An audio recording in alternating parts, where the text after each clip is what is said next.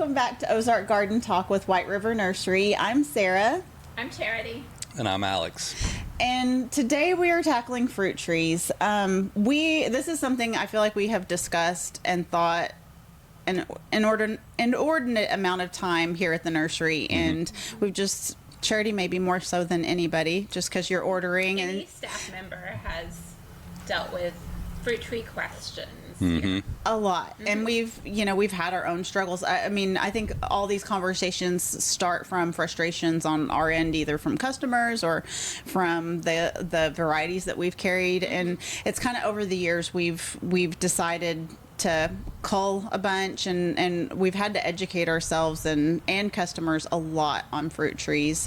And we're just trying to, there's kind of a steep learning curve to fruit trees growing in our area. So we wanted to kind of shorten that curve for the listeners. Yeah.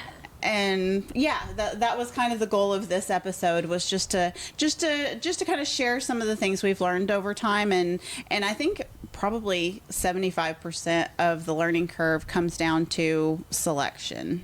Would you guys agree? Yes. Definitely. And that's the part that we've really spent a lot of time, cultivating. And not just us, there's some great experts that have. But what are kind of some of the more common struggles you guys hear from customers? Well, I mean, to start with, this region of the country is not particularly friendly to traditional tree fruits. So, we get asked for peaches very frequently. They're quite difficult to grow here.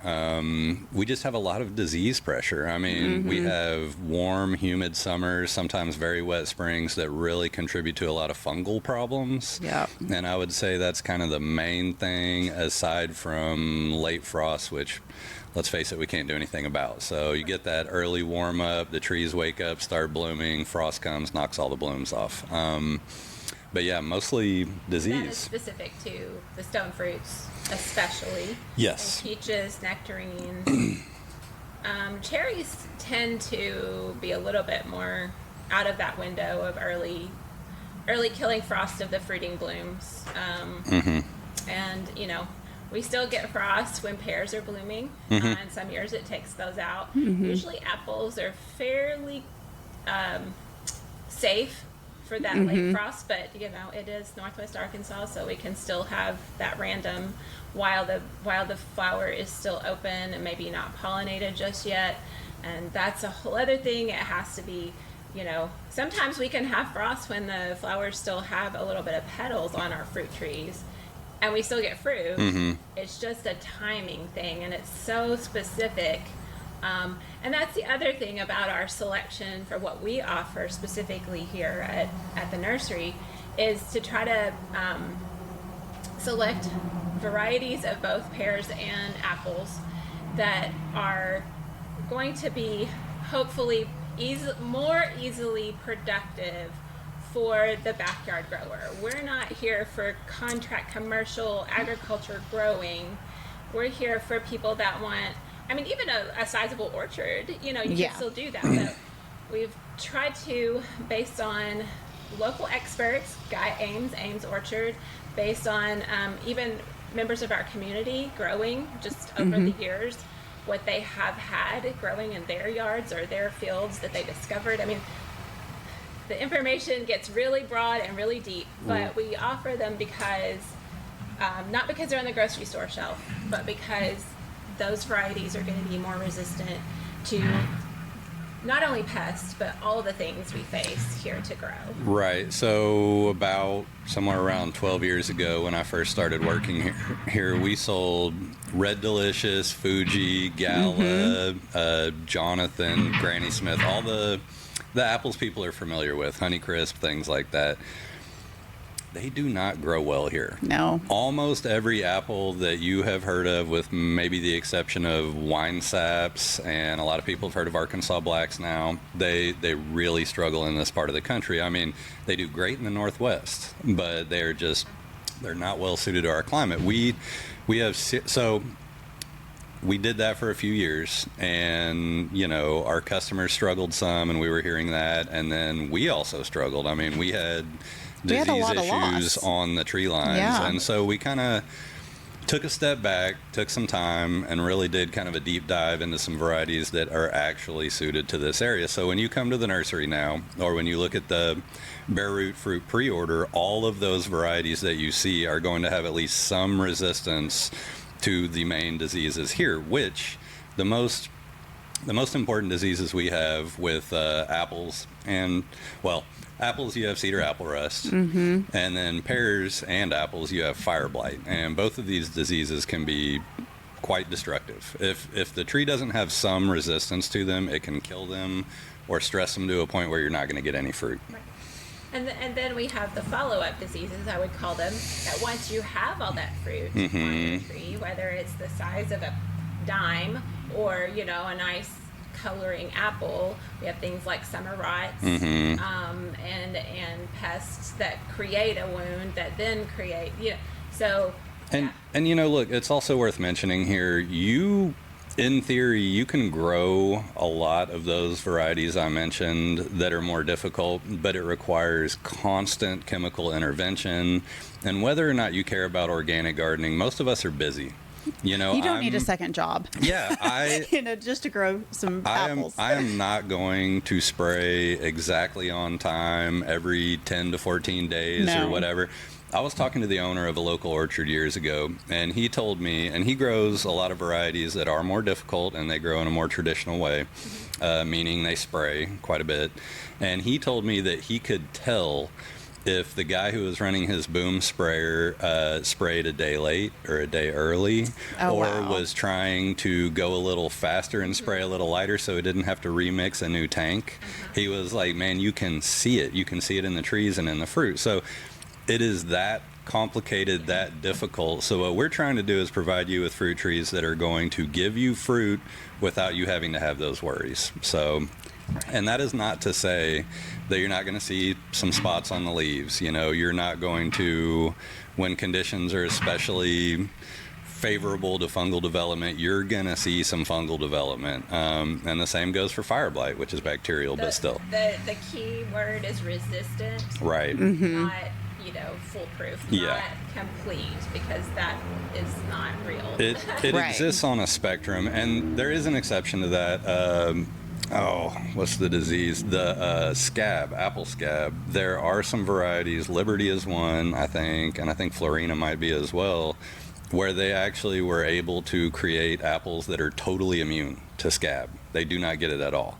But have you seen any designation of that for cedar apple rust? No, that would be fantastic. That'd be nice. I didn't know, because I actually had to look that up. I'm sure somebody's working on it, but no. And if the spots on the leaves bother you, or if in the past you've had problems with excessive leaf drop, excessive spotting from cedar apple rust, even on resistant varieties, look, when you're driving around and you see those weird orange alien things coming out on the cedar trees, that's when you spray the apples. Spray them with copper. It's organic. It's safe. Use it according to the label. Be prepared to reapply. Yeah. Because it's typically in our rainy season. That's what's creating the. That's right. The symbiotic relationship between the eastern red cedar, or any cedar, and the apple trees, and so.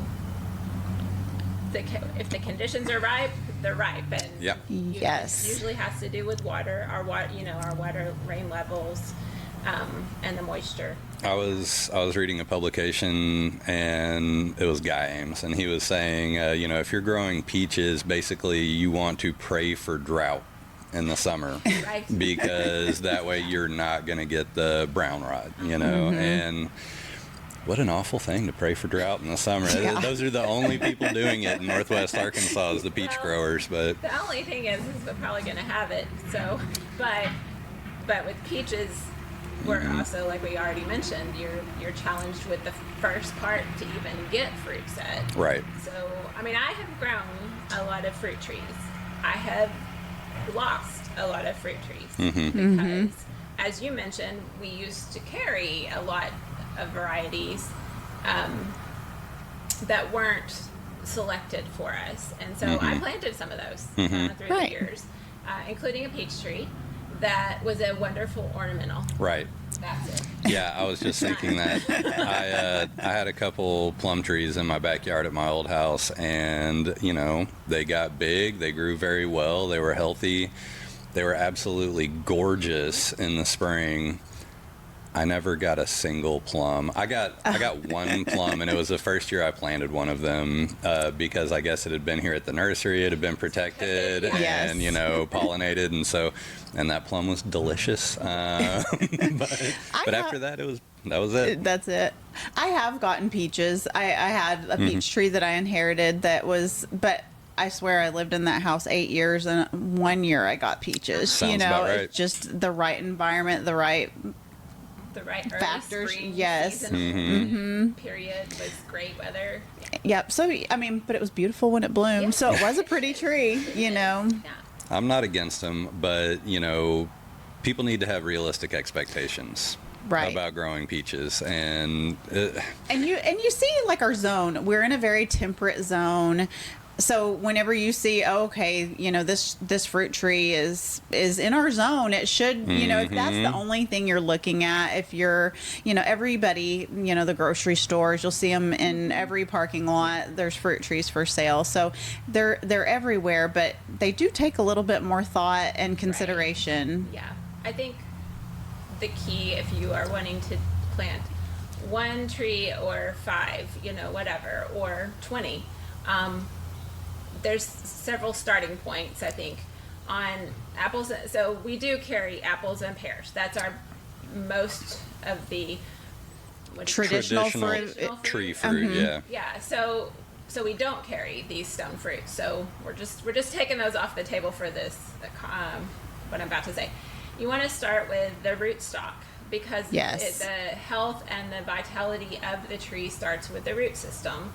So in our area, because we can have floods, we can have droughts, we have certain soil nematodes, we have clay, we have a karst system that drains. I mean, we have all the things. Aren't we lucky?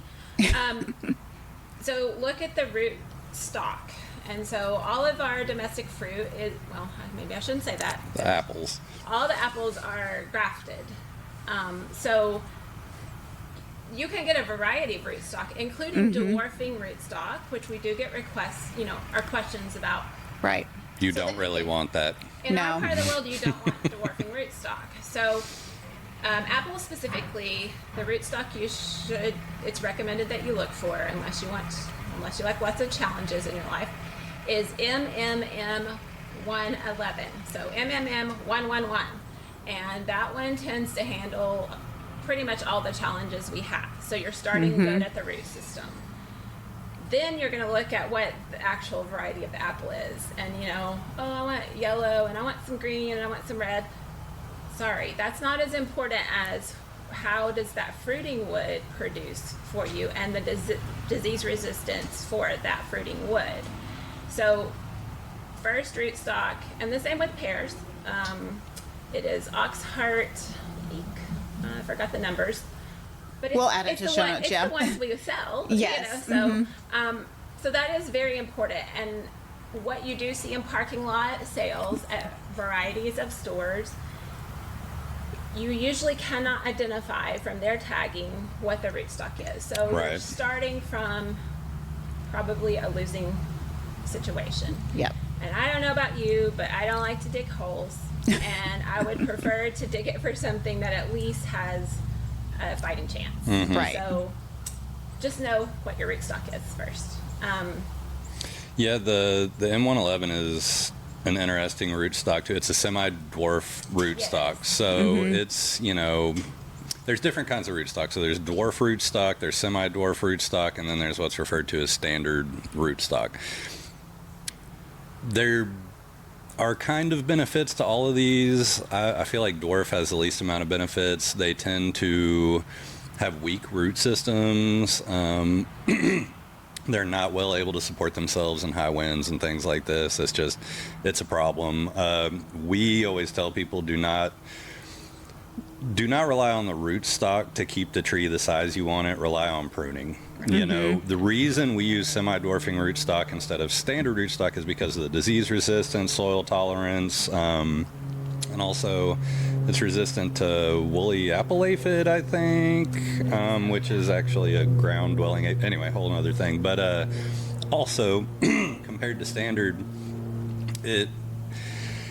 it makes the trees a little bit more precocious. They produce fruit earlier, so you don't have to wait quite so many years to get that fruit that you would on a standard rootstock. So, you know, we're kind of getting the best of all worlds. Again, you know, Charity did a lot of research on this, and we have the right thing for this area. And I love what you said about, like, yeah, a big box store is not going to tell you the rootstock, and they're probably sending the same stuff from the same supplier all over, you know, a very large area with very different soils, very different pest pressures.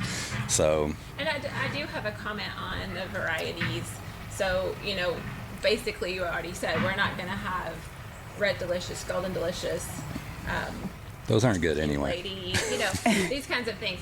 But I don't, you know, it depends on where you shop for your apples in the grocery store. But, you know, we do have in town in Fayetteville, we have potential to find actually quite a diverse amount of, on the grocery store shelf, different varieties of apples. And I love apples. I do actually eat an apple a day, pretty much. But you can also go to our farmer's market, which is apple season right now. And so it is, it's my favorite thing. But anyway, they, specifically A&A Orchard tends to have the largest varieties on their tables. There's another orchard in town, Rivercrest Orchard, that has wonderful selection. And you will, so you will see sometimes, like, what's the crisp? Honeycrisp? Honeycrisp, yeah. So they grow some of these things that you might have seen in the grocery store. They spray a whole bunch. They don't spray a whole bunch. They have integrated pest management. So they try to do all the steps that they can for disease prevention before using the sprays. So yes, they have to spray to do that, to manage it. But they do try to integrate other options to their farming. So, first of all, they're a full-on business and they know what they're doing. Right. They are using sprays on the proper basis, or we wouldn't see, you know, those apples Honeycrisp on the table. That's right. But you're not going to buy a Honeycrisp tree from us. Right. Because it does.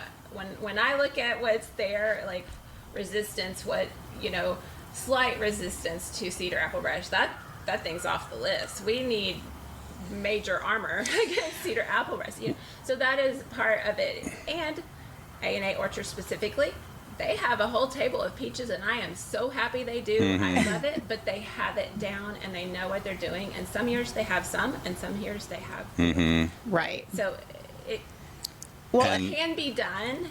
It's just your degree of devotion. One of those market growers you just mentioned is the guy who was telling me about the spraying on the right day and the right amount. I mean, they preventatively spray, and you have to, especially when you have a whole bunch of trees all together. Right. Well, that's your livelihood. Yeah. I mean, you know. Well, plus just having a field of, I mean, it is basically a monocrop, you know, and so you're creating a situation where fungus and pests are going to be a bigger problem. Yes. So. Which is exactly on a very tiny scale why we stopped doing some of these trees, because we have little monocrop and plastic buckets here while we hold them to take home. This is true. And I mean, when we would see our entire stock of peaches just get hit with peach leaf curl and stuff, it just, I mean, you can't.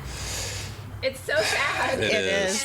And it's just like, well, this doesn't work, so let's change. And Right. So. Well, and the average homeowner wants to plant it and pick it. Right. I mean, for the most part, Right. they just, like you said, they don't want a second job. They don't want to go through all that. Well, even just the practical nature of it. I mean, there is a pear tree in my neighborhood. This is one of my very favorite things about my neighborhood.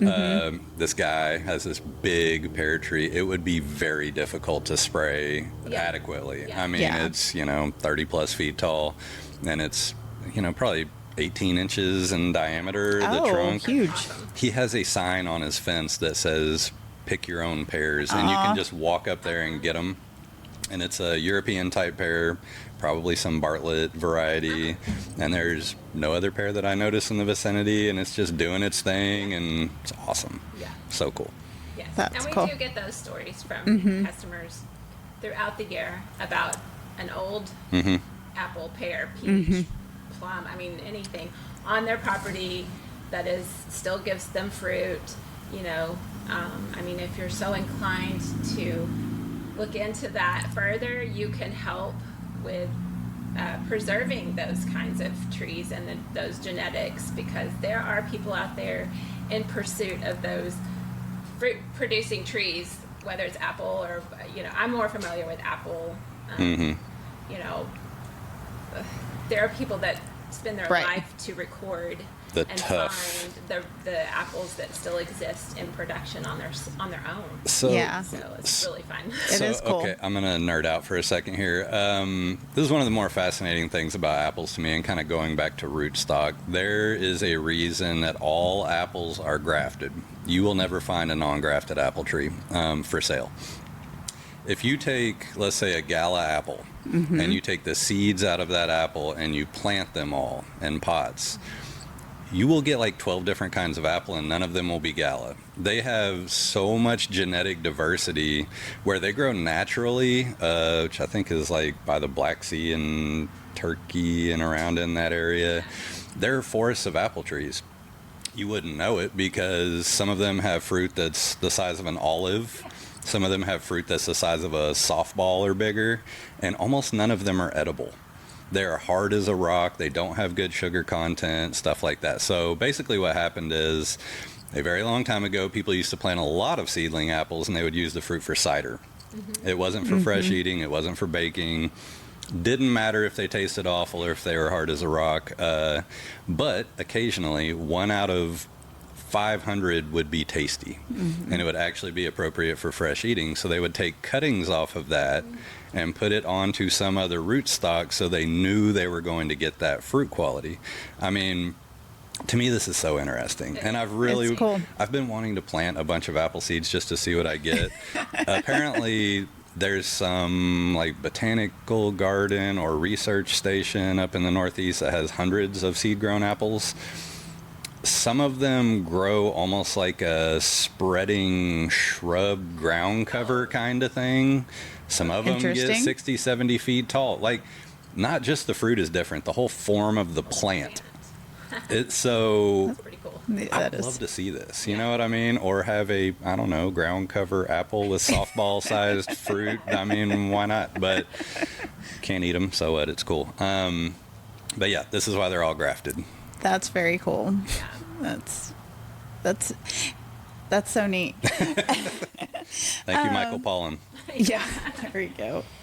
Well, what about pears? I know you have a few pear trees. I have a pear tree. I think I've planted more, but the deer got to mine. That's another problem that we have around here that we have to deal with. We haven't touched on like maintenance side. I mean, you know. Yeah. But I have a Shinko, so it's an Asian pear, which is self-fruitful, so I don't have to have a second pear tree in the yard. We sell, so I did have a second Asian variety called 20th Century, which was from our original fruit trees, you know, when I started working here, selection. And pears get fire blight. So that's their challenge. That's here in our area. That's one of the big challenges. So cedar apple rust on apples and fire blight on pears. And there are quite a few plants that can share fire blight in our ornamental world too. So so that's what you're looking for in disease resistance for pears, like as your number one check. If you're going to Google the name of a pear you saw somewhere for sale, check the fire blight resistance, because they've developed so much on that. But Asian pears overall are much more resistant against fire blight. That doesn't mean they won't get it, because I can tell you they will, but it's just so much less, and it doesn't tend to take the tree out. Right. Except for the ones that don't have much resistance. 20th century Asian pear has lived for many years in my backyard, and by mid-spring it's black from top to bottom from so like it's gone now. This was fun, the final year for that fun experiment. So they are typically easier to grow as far as the challenges with the disease, and mostly the pest and mostly the frost. So like they kind of naturally miss some of the challenges just because they're a pear tree. And it's worth mentioning here. I mean, cedar apple rust, if you did want to stay on top of it, you can spray for that. Fire blight is a lot trickier. Fire blight is a bacterial disease, so fungicides don't work on it. There are some sprays that are created for fire blight, but for the most part, people don't use them. The general treatment recommendation is to prune the diseased wood out well down from any obviously infected tissue, and make sure you clean your pruners thoroughly in between cuts. One of the things I was reading was saying they only cut out the diseased wood during dormancy, which I thought was interesting. And I assume the idea is to not create an entry point for more. Exactly. So, you got some bacteria falling into this open wound. It's just like us, and it'll go into the system. And a lot of times fire blight, you can cut it out of the branches, but it's very identifiable, which I think is helpful to the backyard grower. You can see something is not quite right, and usually you can see it pretty quick. It looks burnt, hence the name. They turn black, they look kind of crispy, but also there's this very they call it a shepherd's hook. So the very tip of the branch tends to curl around a little bit, and that's another good sign that you're dealing with fire blight. So well, you mentioned pruning, and I feel like that's one thing that people have to commit themselves to, or should commit themselves to, if they're going to grow fruit trees. It's one thing that's pretty important. Airflow, so many things. We've brought in people to talk about pruning. It's its own thing, but it seems like that's the one thing you need to look at least every year. Right, and it's not straightforward. No. And it is very intimidating. However, if you start from the beginning with pruning, and that's the only maintenance you do to your tree, you will be better off. And sometimes the start is just go cut something. I kind of enjoy it. I think it's kind of fun. I'm just like, stand back, and take a look, and walk around. But at first it is intimidating. And, it is. The reasons for pruning are really twofold. You kind of mentioned one is you want to make sure you have good air circulation in the center of the tree, and also light penetration. And the reason for this is that a lot of fungal diseases, and I assume bacterial diseases as well, they require a certain amount of time on a moist surface to really take hold, to get into that tree. And with our humid summers, that's a problem. So if you're kind of thinning out the center of that tree, you're allowing for the airflow. The idea is that the moisture evaporates off of the tree before that fungus is able to start growing on it. The other reason is size. I mean, most of us do not want to have to rent a boom truck or get up on a huge ladder to pick our fruit. And as I mentioned, you can't you can rely on the rootstock to keep a tree a certain size, but like the semi-dwarf rootstock that our apples are on, that thing can still get 20 foot plus, and for me, that means I'm getting fruit off the very bottom branches only, and the rest of it is sitting up there and, attracting raccoons. So we can broach that subject also. One thing I would say for pruning, there's two types. There's the maintenance, the opening, that's usually done, opening the branch structure, like we were just saying, or cross branches, which is what you do with all your, all your shrubs. You don't want branches rubbing to create injuries. So there's that, and that's done while dormant, which in our part of the world is usually like maybe this year, December, through February, depending on how we're starting to warm up. So you want to do that while the sap is not flowing, so that those injuries are less and it's less stressful for the tree. It also is really nice to do that when the branches are bare and you can see the form and where everybody's going. In leaf is just, there's too much to see. Right. You can't see. And it's just inappropriate to do that unless, you know, a limb breaks in a storm. You want to do any of that immediate care anytime it happens. Right. Sprouting at the base of the tree from the precocious rootstock is a constant thing that should be addressed anytime you see sprouts coming up or the little volunteers around the base of the tree. Those are not your apple. You want to get rid of them. They're taking away nutrients and energy from the fruiting wood above. So. And they will also, not produce edible fruit. They don't do anything you want them to do. Right. They're trying to grow an apple or pear tree. And the pear rootstock is also very precocious. It's pretty, it gets gnarly. It's thorny too, doesn't it? Or I've not noticed that on mine, but it can, probably, considering where it comes from. Yeah. So the dormant time pruning, winter, is for shaping, spacing, and the overall maintenance. And then the size pruning is a summer chore. So that semi-dwarf rootstock, which is 20-25 foot, if let go, while our spring flush of growth is gone and before the tree needs to grab all its nutrients from the leaves and get it down into the root system to go to sleep, we can dwarf it. We can cut back the overall size of the tree in summer without creating a bunch of growth from spring, where the tree's just like excited to grow. Anytime you cut it, it's going to grow 3 branches for the one you took out. I know this. And from personal experience. And it also just will let you shape the tree into that lower size, and it helps it keep that size over time. So I found this interesting. When you prune a tree, any tree, I may have mentioned this in a previous podcast, it produces a hormone called gibberellin that causes more growth, right? So, and this can happen even in summer when it normally wouldn't be putting on much growth. If you cut on it a whole bunch, it is going to. If you over prune, and I've seen this on pear trees, it will just, you'll have this crazy profusion of extremely vigorous growth when the tree does not need to be doing that. And also, that growth is more susceptible to fire blight.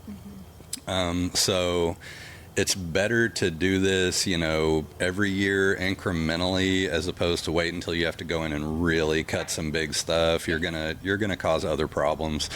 My mother has a pear tree in her backyard that had gotten kind of out of control. The form was not good, so, and I'm partially responsible for this. This was years ago, forgive me, but we cut the heck out of that thing. I'll bet it sent out 20 new little branches, and they all went straight up. Have you seen this? Yes. And I mean, they were like we'll do that too. Perfectly vertical, maybe 8 feet. I mean, it was something crazy. And then the next year, those branches got fruit on them, and the whole thing just like kind of tried to pull itself apart. It's not good. Don't do that. Yeah, and that is a very good reminder that in the pruning, whether it's the dormancy period or the summer period, conservative is better than over the top. And even in dormancy, I have hard pruned. So this is why starting with pruning is so much better than coming in 4 years later. Right. The first year of planting, unless the tree is large and kind of crazy and there's something that needs to be done, you can not prune while the roots establish. In fact, there's some research showing that pruning trees, young trees, when you first plant them, can actually delay the onset of fruiting. Sure. So you should, according to what I read by Guy Ames, shout out Guy Ames, you should not prune your fruit tree until its first fruit producing year. Oh, is that he said. Okay. Okay. I knew I was going to say around 3 years would be, unless you're seeing some branching structure that's concerning, like crossing, things like that. But if year 3, pay attention. You don't start at year 5 like myself, and then try to whip it into shape. Because it does not work. Even in dormancy, when it comes back out, so the rule of thumb is a third or less of the branches. So, or the total tree, basically the canopy. Canopy, yeah. Yeah. So, and if you're a person that enjoys pruning, and can get a little clipper happy, just try to pull yourself back, stand back, and maybe go eat lunch and then go out from the tree, because when you keep going, it's just worse. It is so much worse because I have done it. So. And listen, we're making this all sound very complicated, and there is a lot to it. There's a lot of information, but basically, if you have the right variety of tree in the right site and you do a little bit of pruning once or twice a year, it can be so rewarding, It can be much easier, yeah. I tell customers all the time, I say, this is not a marigold. It's going to give you a bunch of food, and it does want a little bit of attention in return. Now that we've scared everybody with tree fruits, there are exceptions. You plant a pawpaw. Right. Plant a mulberry, plant blackberries. These are, if you want an easy win, plant some blackberries. Plant some pawpaws. They don't have the pest and disease pressure to nearly the same extent. Blackberries can get some foliar fungus, and there are the issues with the bugs that feed on the little individual. Yeah. Is it a droop? Is that what it's called? Anyway, but blackberries are super, super tough. They're heat and drought tolerant. They do great here. We've all seen them growing out in the middle of cow pastures. Farmers hate them because they are so tough and so vigorous. So, and I personally love blackberries. Some of the other stuff's a little more complicated. Blueberries, very specific soil requirements. Water requirements. Yes, and water requirements. But, I think one of the other things in thinking about food plants, I know it is very specific to our fruit trees, but, we have fruiting trees that are nuts. So the hazelnut is super easy to grow. And produces, once it starts producing, it's pretty much doing that from now on, without care. I have them. They just make too many hazelnuts, and then you have to remember to harvest and all these things. But there's other, like you're saying, you can think outside of the box a little bit of domestic fruit. But it is wonderful to get an apple from a tree. It's fun, or a pear, But I think you're right. Just making the right selection will make it a lot more rewarding, a lot more approachable, just a lot and we've easier tried, for the average homeowner. We've really tried to do that work for you. When you come here and you buy an apple tree, you know that it is appropriate for this area, and that's why we carry it, and that's why we don't have Fuji apples. Sorry, guys. Yeah, I feel good about the selection that we've nailed down. It was depressing there for a few years. It was hard. Well, we almost just eliminated fruit trees in general. We were like, this is just too tough. We just don't want to mess with it, But now, to be clear, we do not really spray our fruit trees. We used to do a dormant oil application every winter, but interestingly enough, I was able to attend a pruning workshop at Ames Orchard early this year while it was freezing cold, and he remarked that there's evidence now that the dormant oil spray isn't even necessary. It's like not really doing anything according to what he's seen the research on. So that's interesting. I don't think it can hurt anything, right? But also maybe it's not really doing what we thought it would do. So it's always a point of learning. Like there's new research, and it's a food plant in large production, so there's a lot of science on it. There's a lot of research into these agricultural crops that we can also grow in our backyard. So that's awesome. Right, which is very useful that they're doing all these big university studies on orchard culture. And a lot of it is applicable, but also you have to keep in mind that some of it isn't as applicable. It's just a very different environment. It is. And I would say, maybe at this point we could say You know, we referenced Ames Orchard. He is not in full-on production any longer, but Guy Ames worked for ATTRA, ATTRA. You can put that in the show notes, and link to his publications. So he is in Fayetteville, Arkansas, but he worked nationwide on fruit production, and has lots of available publications that are worth the read. Free publications specific that are to our area. the best. I mean, my favorite one is that I'm gonna butcher the name, but it's like fruits, nuts, and vines for natural growing in the Ozarks, and it's just all about food producing plants that actually do well here. And I think it might be in that one, there's an about the author section where he discusses his failures, you know, initially trying to plant a bunch of stuff that was not appropriate for here. And you know, he's learned his lessons the hard way, but also in the university system. I mean, that guy, he really knows his stuff. So Yeah. and his son Dagan too. I mean, they're experts. Right.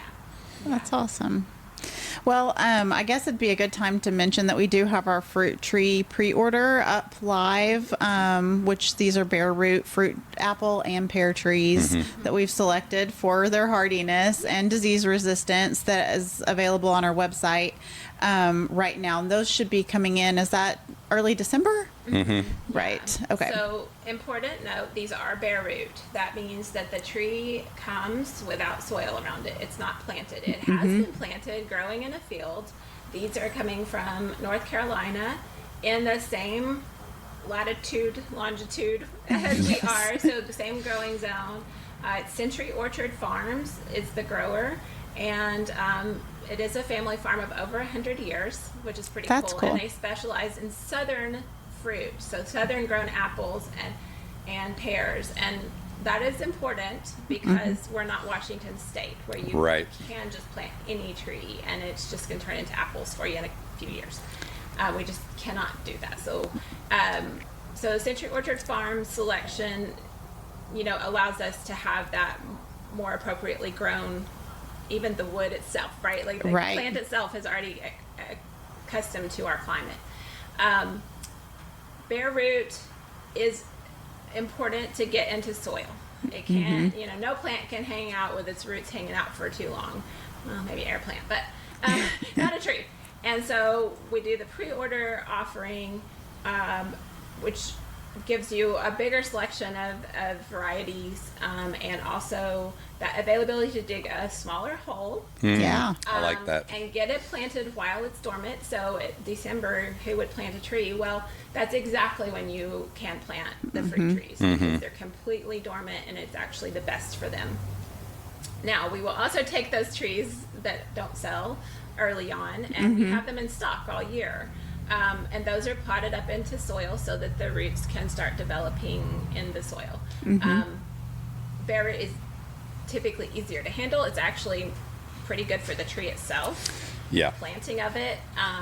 It's growing into that native soil. Yes. It's not going to have that lush soil, artificially lush soil in the from the pot. It is a great way to do. It is a time-sensitive purchase as far as when it gets here. You know, it needs to be in the ground with it, or healed in. If you don't have the orchard spot ready, you just need to be able to get it into soil. And on the soil, you don't want to over fertilize your fruit trees. It doesn't even matter what the fruit is. You definitely want to try to give it the soil it's got to live in. So, and this, you know, this kind of goes for all trees in this area, but yeah, the general rule is you don't want to add more than maybe 25% organic matter, compost, potting soil, whatever. And the reason for that is we have very heavy clay soils, and so it almost acts like a pot. If you put a bunch of super juicy, great soil in there, those roots will kind of just circle around instead of going out into the surrounding soil. And we really want that root system to spread out as far as it can, be extensive, so that we don't have to water constantly. And so that it doesn't restrict the top growth of the tree, which will happen eventually. And then the other thing is, if you over fertilize your fruit tree, apples and pear specific, you get a lush, gorgeous green tree with no need to make offspring to continue. So you get no fruit. And also fire blight thinks it's delicious. Because it's soft, fresh, yummy growth, and it hits it. So over-fertilization of fruit trees could, if you ever have one and all you get is leaves, and you never see it bloom much, that might be a possibility to check out. I've talked to customers where it's the lawn is fertilized around it, right? Which is straight up nitrogen. Right. Makes sense. Or even the flower bed that they have it in. You know, they spread extra whatever. And so keep that in mind. It's good to be tough on the fruit trees. Yeah. In the Ozarks, you gotta be. Yeah. And they'll bloom and try to make fruit so they can keep their genetics going. That's the whole point of fruit. Gotta kind of be tough with them. Well, awesome. Well, was there anything else we needed to touch on before we left? I think we've got a couple of events coming up. Yeah, still to come. We're talking about fruit trees now. That's available, but also pretty soon our fresh cut Christmas trees will be in stock. So we'll move Believe right it into or not. holidays. Yep. And we do have a couple of wreath making workshops from our Trace Branch, our friends at Trace Branch Gardens. So that will be making juniper wreaths and decorating with their beautiful dried flowers. And That'll be a lot of fun. it's awesome. So check out the website for that on our events page. Okay, awesome. And we might still have a couple of yoga classes left if anybody wants to attend. They're a lot of fun. I've been enjoying them, so Yes, they're wonderful. it's great. And they are now in a heated greenhouse. Yeah, we've been having it in this greenhouse where we're recording, which is first time last weekend, which was really nice. I loved it in here. So anyway, all right. Well, thank you guys, and you have a great day. Thanks for joining us.